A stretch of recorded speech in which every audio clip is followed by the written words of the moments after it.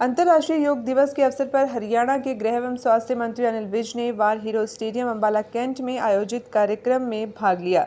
इस मौके पर अनिल विज ने हजारों लोगों के साथ सामूहिक योगाभ्यास किया।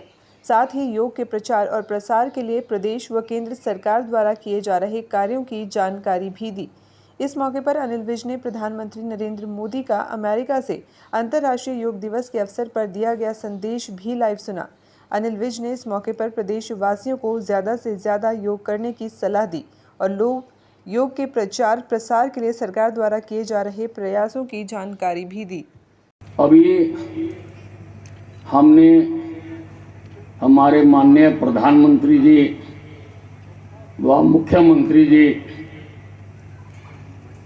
का उद्बोधन सुना है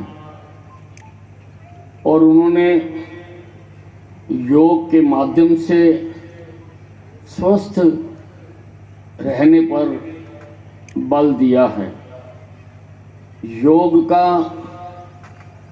जो इस साल का थीम है वासुदेव कुटुंबकम, कि ये सारा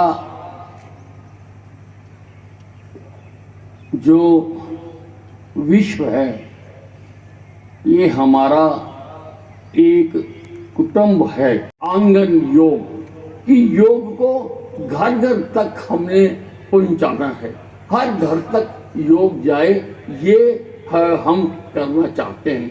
और भाइयों, हरियाणा सरकार इस दिशा में बहुत काम कर रही है। हम सभी 6500 गांव में योगशालाएं बनाने का हमने संकल्प लिया है और लगभग 1000 योगशालाएं हमारी बनकर तैयार भी हो गई हैं। लगभग 1000 शिक्षक भी भर्ती किए गए हैं। और बंधुओं, आपको जानकर खुशी होगी कि आयुर्वेद, योग, यूनानी, सिद्धा को बढ़ावा देने के लिए विश्व की पहली आयुष यूनिवर्सिटी हमने हरियाणा के कुरुक्षेत्र में स्थापित की है।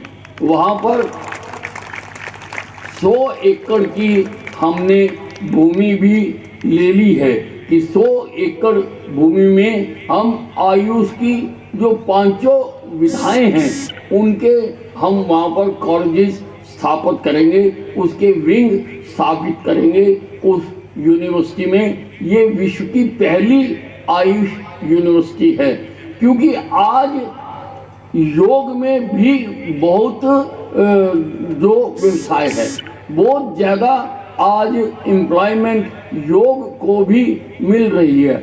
सरकारों को आज योग शिक्षक चाहिए।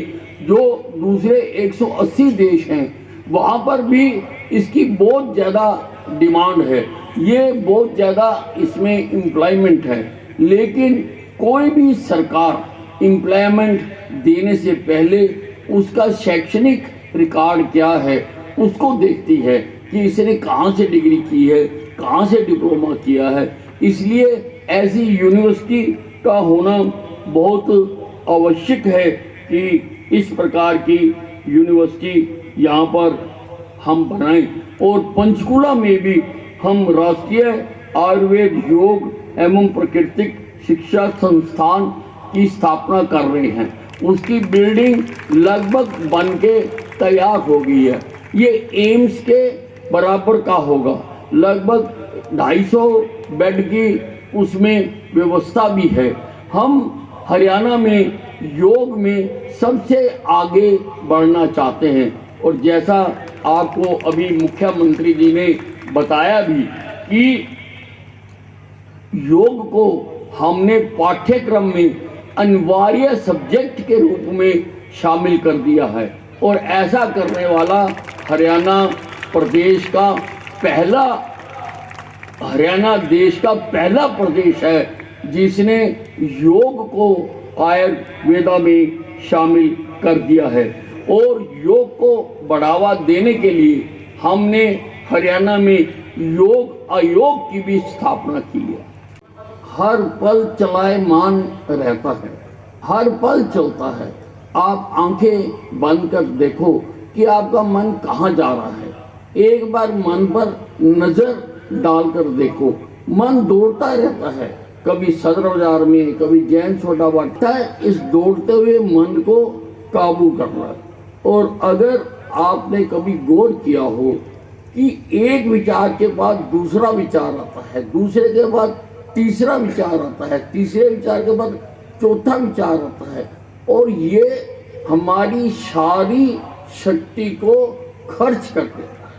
सारी शक्ति जो हमारी एनर्जी है वो इसमें चली जाती है। अगर हम मन को रोक लें या एक थॉट से दूसरे थॉट के बीच में जो गैप है, अगर हम उसको बढ़ा लें तो भाइयों वो जो गैप है वही सर्वानंद है, वही आनंद की परिभाषा है, वही आत्मा का परमात्मा से मिलन है। अगर हम उसको रोक लें, योग के माध्यम से इसको साधने की कोशिश की जाती है, उस परम आनंद को प्राप्त करने की कोशिश की जाती है। योग सबके लिए एक है। ये धर्म, जाति, भाषा, क्षेत्र में ये नहीं बांटा जा सकता। सभी संप्रदायों के लोग, सभी धर्मों के लोग इसको योग को करते हैं और कर सकते हैं, और इससे अपना जीवन सार्थक कर सकते हैं। योग केवल व्यायाम नहीं है, ये केवल एक्सरसाइज नहीं है, ये योग शरीर को स्वस्थ रखने की एक विधा है। ये क्यूरेटिव भी है, ये प्रिवेंटिव भी है। इससे हम अपने आप को बीमारियों से लड़ने के काबिल भी बना सकते हैं कि बीमारी आए ही ना। तो हम ऐसा कर सकते हैं, अपने आप को रोजाना योग करके हम ऐसा अपना आप को स्ट्रॉन्ग बना सकते हैं कि कोई बीमारी हमारे आंगन में झांके भी ना। और अगर आए तो ये क्यूरेटिव भी है।